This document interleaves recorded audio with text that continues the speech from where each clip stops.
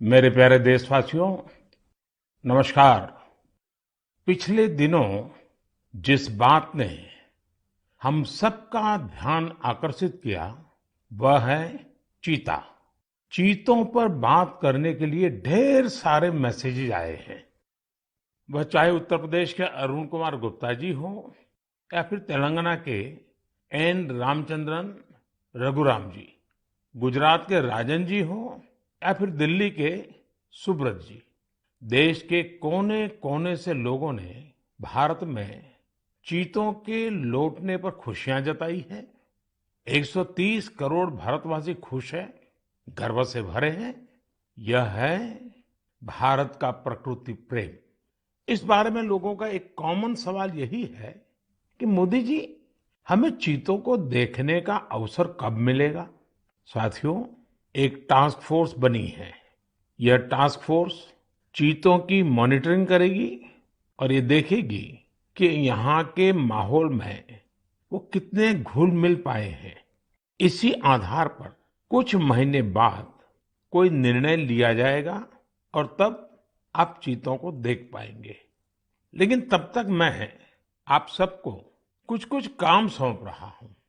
इसके लिए माय गॉव के प्लेटफॉर्म पर एक कंपटीशन आयोजित किया जाएगा, जिसमें लोगों से मैं कुछ चीजें शेयर करने का आग्रह करता हूँ।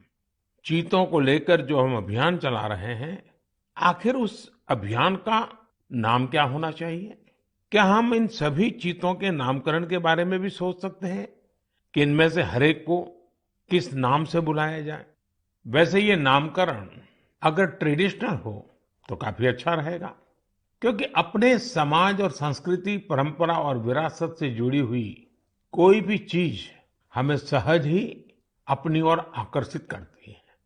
यही नहीं, आप ये भी बताएं, आखिर इंसानों को एनिमल्स के साथ कैसे बिहेव करना चाहिए?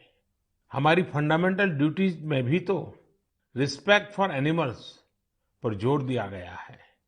मेरी आप सभी से अपील है कि आप इस कंपटीशन में जरूर भाग लीजिए। क्या पता इनाम स्वरूप चीते देखने का पहला अवसर आपको ही मिल जाए। मेरे प्यारे देशवासियों, आज 25 सितंबर को देश के प्रखर मानवतावादी, चिंतक और महान सपूत दीनदयाल उपाध्याय जी का जन्मदिन मनाया जाता है। किसी भी देश के युवा जैसे जैसे अपनी पहचान और गौरव पर गर्व करते हैं, उन्हें अपने मौलिक विचार और दर्शन उतने ही आकर्षित करते हैं। दीनदयाल जी के विचारों की सबसे बड़ी खूबी यही रही है, उन्होंने अपने जीवन में विश्व की बड़ी बड़ी उथल पुथल को देखा था।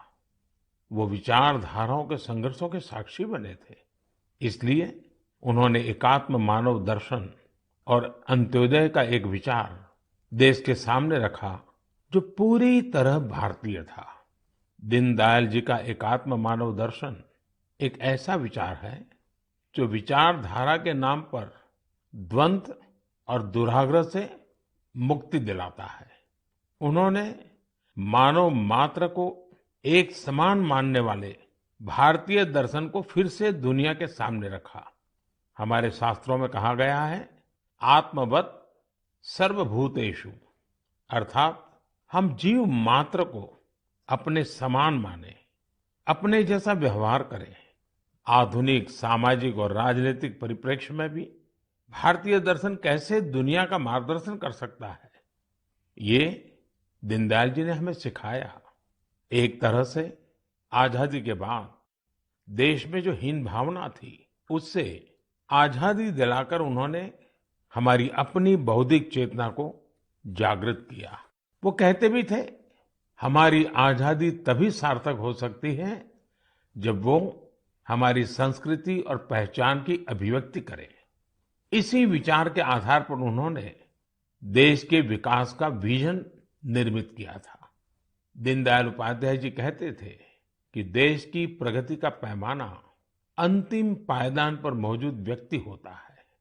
आजादी के अमृत काल में हम दीनदयाल जी को जितना जानेंगे, उनसे जितना सीखेंगे, देश को उतना ही आगे लेकर जाने की हम सबको प्रेरणा मिलेगी। मेरे प्यारे देशवासियों, आज से 3 दिन बाद यानी 28 सितंबर को अमृत महोत्सव का एक विशेष दिन आ रहा है। इस दिन हम भारत माँ के वीर सपूत भगत सिंह जी की जयंती मनाएंगे। भगत सिंह जी की जयंती के ठीक पहले उन्हें श्रद्धांजलि स्वरूप एक महत्वपूर्ण निर्णय किया है। यह तय किया है कि चंडीगढ़ एयरपोर्ट का नाम अब शहीद भगत सिंह जी के नाम पर रखा जाएगा। इसकी लंबे समय से प्रतीक्षा की जा रही थी। मैं चंडीगढ़, पंजाब, हरियाणा और देश के सभी लोगों को इस निर्णय की बहुत बहुत बधाई देता हूं। साथियों, हम अपने स्वतंत्रता सेनानियों से प्रेरणा लें, उनके आदर्शों पर चलते हुए उनके सपनों का भारत बनाएं, यही उनके प्रति हमारी श्रद्धांजलि होती है। शहीदों के स्मारक, उनके नाम पर स्थानों और संस्थानों के नाम हमें कर्तव्य के लिए प्रेरणा देते हैं। अभी कुछ दिन पहले ही देश ने कर्तव्य पथ पर नेताजी सुभाष चंद्र बोस की मूर्ति की स्थापना के जरिए भी ऐसा ही एक प्रयास किया है। और अब शहीद भगत सिंह के नाम से चंडीगढ़ एयरपोर्ट का नाम इस दिशा में एक और कदम है। मैं चाहूंगा अमृत महोत्सव में हम जिस तरह स्वतंत्रता सेनानियों से जुड़े विशेष अवसरों पर सेलिब्रेट कर रहे हैं, उसी तरह 28 सितंबर को भी हर युवा कुछ नया प्रयास अवश्य करे। वैसे मेरे प्यारे देशवासियों, आप सभी के पास 28 सितंबर को सेलिब्रेट करने की एक और वजह भी है। जानते हैं क्या है? मैं सिर्फ 2 शब्द कहूंगा, लेकिन मुझे पता है आपका जोश 4 गुना ज्यादा बढ़ जाएगा। ये 2 शब्द हैं सर्जिकल स्ट्राइक। बढ़ गया ना जोश? हमारे देश में अमृत महोत्सव का जो अभियान चल रहा है, उन्हें हम पूरे मनोयोग से सेलिब्रेट करें, अपनी खुशियों को सबके साथ साझा करें। मेरे प्यारे देशवासियों, कहते हैं जीवन के संघर्षों से तपे हुए व्यक्ति के सामने कोई भी बाधा टिक नहीं पाती।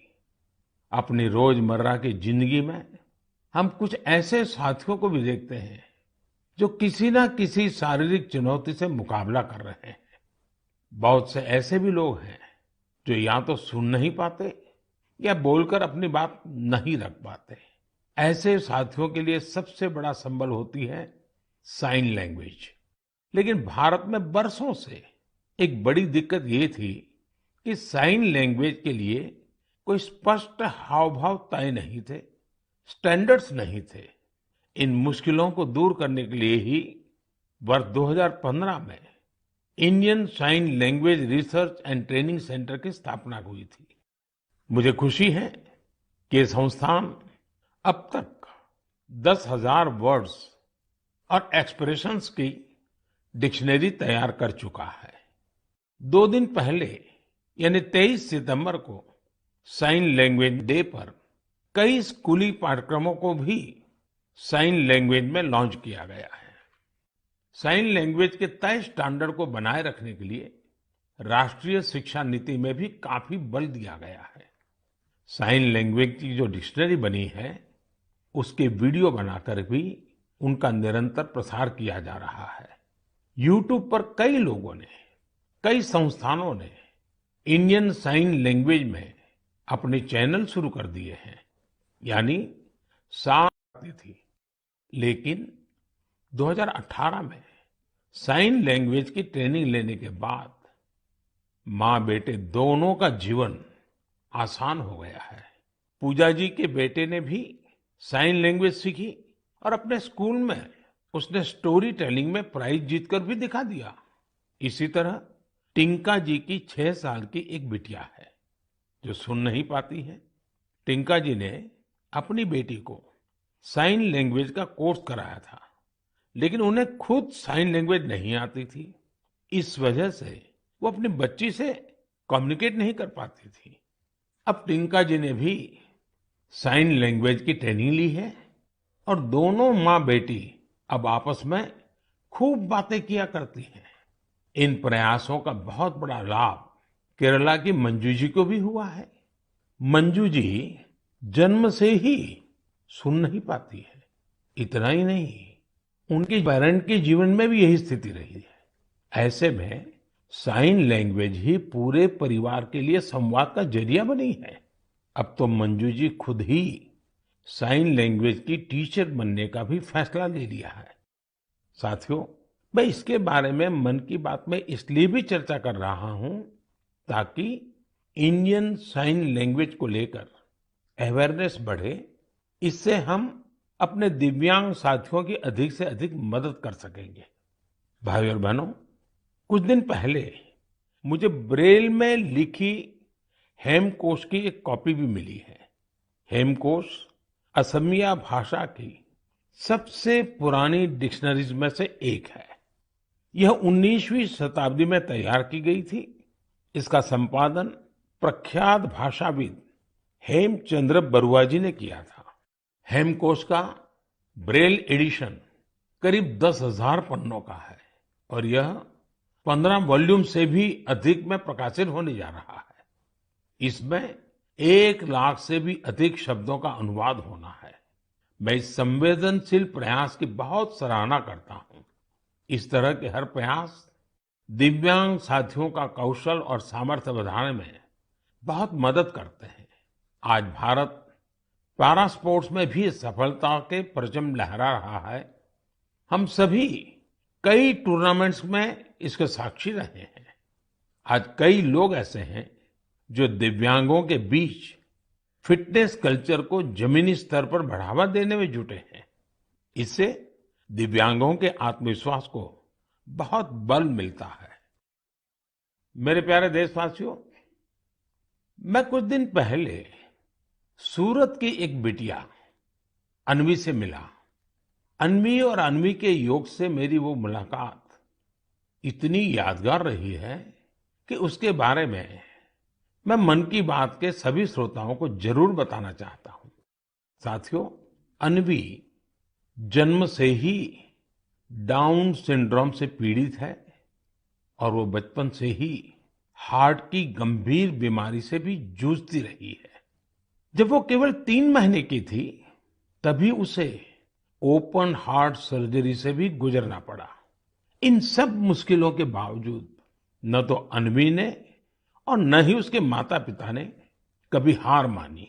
अन्वी के माता पिता ने डाउन सिंड्रोम के बारे में पूरी जानकारी इकट्ठा की और फिर तय किया कि अन्वी की दूसरों पर निर्भरता को कम कैसे करेंगे। उन्होंने अन्वी को पानी का ग्लास कैसे उठाना, जूते के फीते कैसे बांधना, कपड़ों के बटन कैसे लगाना, ऐसी छोटी छोटी चीजें सिखाना शुरू किया।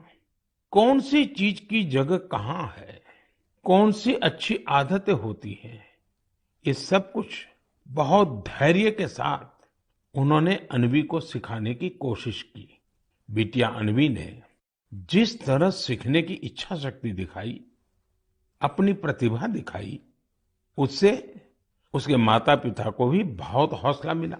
उन्होंने अन्वी को योग सीखने के लिए प्रेरित किया। मुसीबत इतनी गंभीर थी कि अन्वी अपने 2 पैर पर भी खड़ी नहीं हो पाती थी। ऐसी परिस्थिति में उनके माता पिताजी ने अन्वी को योग सीखने के लिए प्रेरित किया। पहली बार जब वो योग सिखाने वाली कोच के पास गई तो वे भी बड़ी दुविधा में थे कि क्या ये मासूम बच्ची योग कर पाएगी। लेकिन कोच को भी शायद इसका अंदाजा नहीं था कि अन्वी किस मिट्टी की बनी है। वो अपनी माँ के साथ योग का अभ्यास करने लगी और अब तो वो योग में एक्सपर्ट हो चुकी है। अन्वी आज देश भर के कंपटीशन में हिस्सा लेती है और मेडल जीतती है। योग ने अन्वी को नया जीवन दे दिया। अन्वी ने योग को आत्मसात कर जीवन को आत्मसात किया। अन्वी के माता पिता ने मुझे बताया कि योग से अन्वी के जीवन में अद्भुत बदलाव देखने को मिला है। अब उसका सेल्फ कॉन्फिडेंस गजब का हो गया है। योग से अन्वी की फिजिकल हेल्थ में भी सुधार हुआ है और दवाओं की जरूरत भी कम होती चली जा रही है। मैं चाहूंगा कि देश विदेश में मौजूद मन की बात के श्रोता अन्वी को योग से हुए लाभ का वैज्ञानिक अध्ययन कर सके। मुझे लगता है कि अन्वी एक बढ़िया केस स्टडी है जो योग के सामर्थ्य को जांचना परखना चाहते हैं। ऐसे वैज्ञानिकों ने आगे आकर के अन्वी की इस सफलता पर अध्ययन करके योग के सामर्थ्य से दुनिया को परिचित कराना चाहिए। ऐसी कोई भी रिसर्च दुनिया भर में डाउन सिंड्रोम से पीड़ित बच्चों की बहुत मदद कर सकती है। दुनिया अब इस बात को स्वीकार कर चुकी है कि फिजिकल और मेंटल वेलनेस के लिए योग बहुत ज्यादा कारगर है। विशेषकर डायबिटीज और ब्लड प्रेशर से जुड़ी मुश्किलों में योग से बहुत मदद मिलती है। योग की ऐसी ही शक्ति को देखते हुए 21 जून को संयुक्त राष्ट्र ने अंतर्राष्ट्रीय योग दिवस मनाना तय किया हुआ है। अब यूनाइटेड नेशन संयुक्त राष्ट्र ने भारत के एक और प्रयास को रिकॉग्नाइज किया है, उसे सम्मानित किया है। ये प्रयास है वर्ष 2017 में शुरू किया गया इंडिया हाइपरटेंशन कंट्रोल इनिशिएटिव। इसके तहत ब्लड प्रेशर की मुश्किलों से जूझ रहे लाखों लोगों का इलाज सरकारी सेवा केंद्रों में किया जा रहा है। जिस तरह इस इनिशिएटिव ने अंतर्राष्ट्रीय संस्थाओं का ध्यान अपनी ओर खींचा है, वो अभूतपूर्व है। ये हम सबके लिए उत्साह बढ़ाने वाली बात है कि जिन लोगों का उपचार हुआ है उनमें से करीब आधे का ब्लड प्रेशर कंट्रोल में है। मैं इस इनिशिएटिव के लिए काम करने वाले उन सभी लोगों को बहुत बहुत बधाई देता हूं जिन्होंने अपने अथक परिश्रम से इसे सफल बनाया। साथियों, मानव जीवन की विकास यात्रा निरंतर पानी से जुड़ी हुई है, चाहे वो समंदर हो, नदी हो या तालाब। भारत का भी सौभाग्य है कि करीब 7,500 किलोमीटर से अधिक लंबी कोस्टलाइन के कारण हमारा समुद्र से नाता अटूट रहा है। यह तटीय सीमा कई राज्यों और द्वीपों से होकर गुजरती है। भारत के अलग अलग समुदायों और विविधताओं से भरी संस्कृति को यहाँ फलते फूलते देखा जा सकता है। इतना ही नहीं, इन तटीय इलाकों का खान पान लोगों को खूब आकर्षित करता है। लेकिन इन मजेदार बातों के साथ ही एक दुखद पहलू भी है। हमारे ये तटीय क्षेत्र पर्यावरण से जुड़ी कई चुनौतियों का सामना कर रहे हैं। क्लाइमेट चेंज मरीन इकोसिस्टम के लिए बड़ा खतरा बना हुआ है, तो दूसरी ओर हमारे बीचीज पर फैली गंदगी परेशान करने वाली है। हमारी यह जिम्मेदारी बनती है कि हम इन चुनौतियों के लिए गंभीर और निरंतर प्रयास करें। यहाँ मैं देश के तटीय क्षेत्रों में कोस्टल क्लीनिंग की एक कोशिश स्वच्छ सागर सुरक्षित सागर, इसके बारे में बात करना चाहूंगा। 5 जुलाई को शुरू हुआ यह अभियान बीते 17 सितंबर को विश्वकर्मा जयंती के दिन संपन्न हुआ। इसी दिन कोस्टल क्लीनअप डे भी था। आजादी के अमृत महोत्सव में शुरू हुई यह मुहिम 75 दिनों तक चली। इसमें जन भागीदारी देखते ही बन रही थी। इस प्रयास के दौरान पूरे 2.5 महीने तक सफाई के अनेक कार्यक्रम देखने को मिले। गोवा में एक लंबी ह्यूमन चेन बनाई गई। काकीनाडा में गणपति विसर्जन के दौरान लोगों को प्लास्टिक से होने वाले नुकसान के बारे में बताया गया। एनएसएस के लगभग 5,000 युवा साथियों ने तो 30 टन से अधिक प्लास्टिक एकत्र किया। ओडिशा में 3 दिन के अंदर 20,000 से अधिक स्कूली छात्रों ने प्रण लिया कि वे अपने साथ ही परिवार और आसपास के लोगों को भी स्वच्छ सागर और सुरक्षित सागर के लिए प्रेरित करेंगे। मैं उन सभी लोगों को बधाई देना चाहूंगा जिन्होंने इस अभियान में हिस्सा लिया। इलेक्टेड ऑफिशियल्स, खासकर शहरों के मेयर और गांवों के सरपंचों से जब मैं संवाद करता हूं तो ये आग्रह जरूर करता हूं कि स्वच्छता जैसे प्रयासों में लोकल कम्युनिटीज और लोकल ऑर्गेनाइजेशंस को शामिल करें, इनोवेटिव तरीके अपनाएं। बेंगलुरु में एक टीम है, यूथ फॉर परिवर्तन। पिछले 8 सालों से यह टीम स्वच्छता और दूसरी सामुदायिक गतिविधियों को लेकर काम कर रही है। उनका मोटो बिल्कुल क्लियर है, स्टॉप कंप्लेनिंग, स्टार्ट एक्टिंग। इस टीम ने अब तक शहर भर की 370 से ज्यादा जगहों का सौंदर्यीकरण किया है। हर स्थान पर यूथ फॉर परिवर्तन के अभियान ने 100 से 150 नागरिक को जोड़ा है। प्रत्येक रविवार को यह कार्यक्रम सुबह शुरू होता है और दोपहर तक चलता है। इस कार्य में कचरा तो हटाया ही जाता है, दीवारों पर पेंटिंग और आर्टिस्टिक स्केचेस बनाने का काम भी होता है। कई जगहों पर तो आप प्रसिद्ध व्यक्तियों के स्केचेस और उनके इंस्पिरेशनल कोट्स भी देख सकते हैं।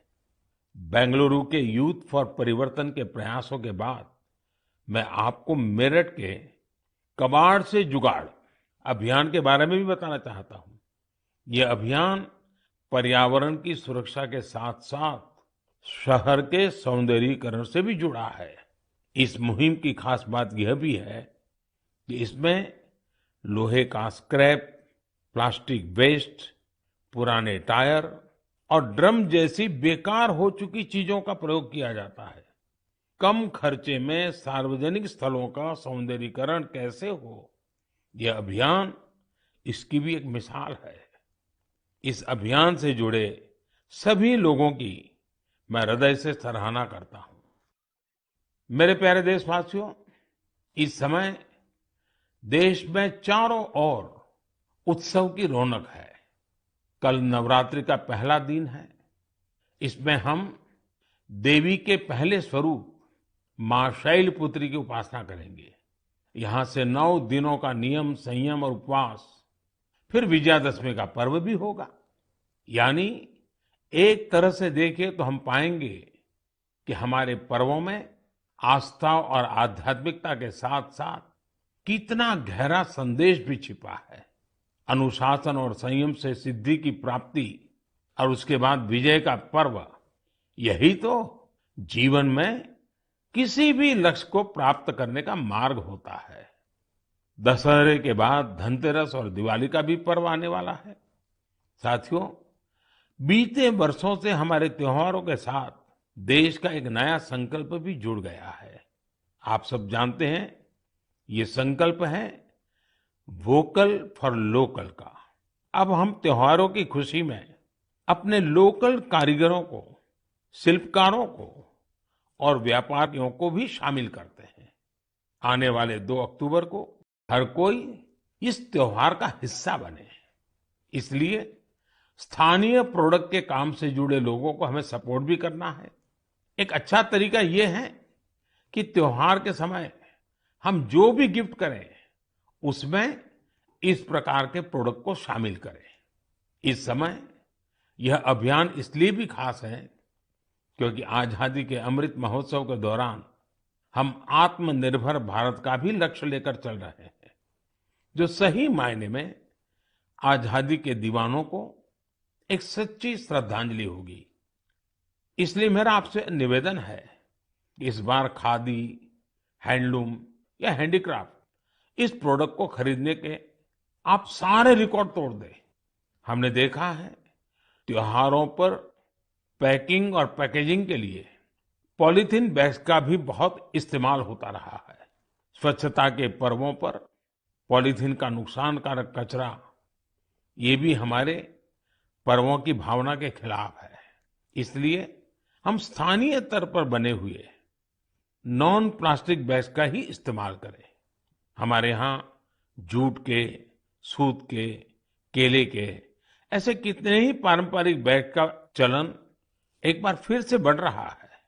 ये हमारी जिम्मेदारी है कि हम त्योहारों के अवसर पर इनको बढ़ावा दें और स्वच्छता के साथ अपने और पर्यावरण के स्वास्थ्य का भी ख्याल रखें। मेरे प्यारे देशवासियों, हमारे शास्त्रों में कहा गया है, परहित सरिस धर्म नहीं भाई। यानी दूसरों का हित करने के समान, दूसरों की सेवा करने, उपकार करने के समान कोई और धर्म नहीं है। पिछले दिनों देश में समाज सेवा की इसी भावना की एक और झलक देखने को मिली। आपने भी देखा होगा कि लोग आके आकर किसी न किसी टीबी से पीड़ित मरीज को गोद ले रहे हैं, उसके पौष्टिक आहार का बीड़ा उठा रहे हैं। दरअसल ये टीबी मुक्त भारत अभियान का एक हिस्सा है, जिसका आधार जन भागीदारी है, कर्तव्य भावना है। सही पोषण से ही सही समय पर मिली दवाइयों से टीबी का इलाज संभव है। मुझे विश्वास है कि जन भागीदारी की इस शक्ति से वर्ष 2025 तक भारत जरूर टीबी से मुक्त हो जाएगा। साथियों, केंद्र शासित प्रदेश दादरा नगर हवेली और दमन दीव से भी मुझे एक ऐसा उदाहरण जानने को मिला है जो मन को छू लेता है। यहाँ के आदिवासी क्षेत्र में रहने वाली जीनू रावतिया जी ने लिखा है कि वहां चल रहे गांव दत्तक कार्यक्रम के तहत मेडिकल कॉलेज के स्टूडेंट्स ने 50 गांवों को गोद लिया है। इसमें जीनू जी का गांव भी शामिल है। मेडिकल के ये छात्र बीमारी से बचने के लिए गांव के लोगों को जागरूक करते हैं, बीमारी में मदद भी करते हैं और सरकारी योजनाओं के बारे में भी जानकारी देते हैं। परोपकार की ये भावना गांव में रहने वालों के जीवन में नई खुशियां लेकर आई है। मैं इसके लिए मेडिकल कॉलेज के सभी विद्यार्थियों का अभिनंदन करता हूं। साथियों, मन की बात में नए नए विषयों की चर्चा होती रहती है। कई बार इस कार्यक्रम के जरिए हमें कुछ पुराने विषयों की गहराई में भी उतरने का मौका मिलता है। पिछले महीने मन की बात में मैंने मोटे अनाज और वर्ष 2023 को इंटरनेशनल मिलेट ईयर के तौर पर मनाने से जुड़ी चर्चा की थी। इस विषय को लेकर लोगों में बहुत उत्सुकता है। मुझे ऐसे ढेरों पत्र मिले हैं जिसमें लोग बता रहे हैं कि उन्होंने कैसे मिलेट्स को अपने दैनिक भोजन का हिस्सा बनाया हुआ है। कुछ लोगों ने मिलेट्स से बनने वाली पारंपरिक व्यंजनों के बारे में भी बताया है। ये एक बड़े बदलाव के संकेत है। लोगों के इस उत्साह को देखकर मुझे लगता है कि हमें मिलकर एक ई बुक तैयार करनी चाहिए, जिसमें लोग मिलेट से बनने वाले डिशेस और अपने अनुभवों को साझा कर सकें। इससे इंटरनेशनल मिलेट ईयर शुरू होने से पहले हमारे पास मिलेट्स को लेकर एक पब्लिक एनसाइक्लोपीडिया भी तैयार होगा और फिर इसे माय पोर्टल पर पब्लिश कर सकते हैं। साथियों, मन की बात में इस बार इतना ही, लेकिन चलते चलते मैं आपको नेशनल गेम्स के बारे में भी बताना चाहता हूं। 29 सितंबर से गुजरात में नेशनल गेम्स का आयोजन हो रहा है। ये बड़ा ही खास मौका है, क्योंकि नेशनल गेम्स का आयोजन कई साल बाद हो रहा है। कोविड महामारी की वजह से पिछली बार के आयोजनों को रद्द करना पड़ा था। इस खेल प्रतियोगिता में हिस्सा लेने वाले हर खिलाड़ी को मेरी बहुत बहुत शुभकामनाएं। इस दिन खिलाड़ियों का उत्साह बढ़ाने के लिए मैं उनके बीच में ही रहूंगा। आप सब भी नेशनल गेम्स को जरूर फॉलो करें और अपने खिलाड़ियों का हौसला बढ़ाएं। अब मैं आज के लिए विदा लेता हूं। अगले महीने मन की बात में नए विषयों के साथ आपसे फिर मुलाकात होगी।